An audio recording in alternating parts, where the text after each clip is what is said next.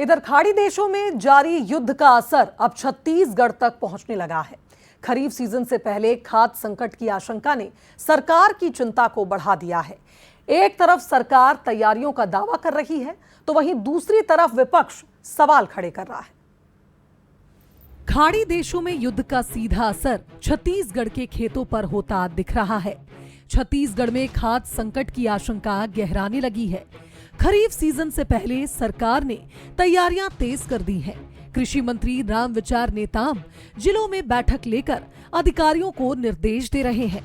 सरकार का कहना है कि कुछ उर्वरक देश में उपलब्ध है, वहीं कई खाद ऐसी है जिनका आयात विदेशों से होता है। ऐसे में सप्लाई चेन पर इसका सीधा असर पड़ने का खतरा बना हुआ है। कम से कम रासायनिक खाद का उपयोग करना पड़े, ऐसा सोच करके हमें चलना है। उर्वरक तो हमारे देश में मिल जाएगा। कुछ उर्वरक ऐसे हैं जो आयात करना होता है, और जहाँ से आयात करना होता है वहाँ युद्ध छिड़ी हुई है।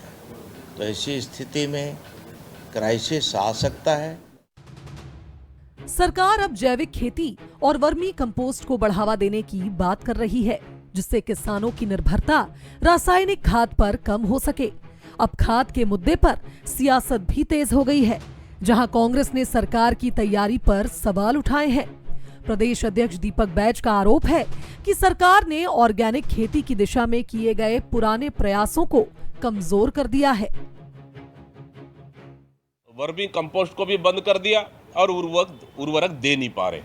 कुल मिलाकर दोनों साइड से किसान पिस रहा है। सरकार की कोई तैयारियां है नहीं, इसलिए हमारी सरकार ने दोनों तरफ से तैयारियां की थी ताकि किसानों को किसी प्रकार की दिक्कत ना हो। सरकार जैविक खेती को समाधान बता रही है, तो विपक्ष इसे नाकामी करार दे रहा है। सबसे बड़ा सवाल यही है कि क्या खरीफ सीजन में किसानों को खाद के लिए जूझना पड़ेगा। शिखर देवांगन, बंसल न्यूज, रायपुर।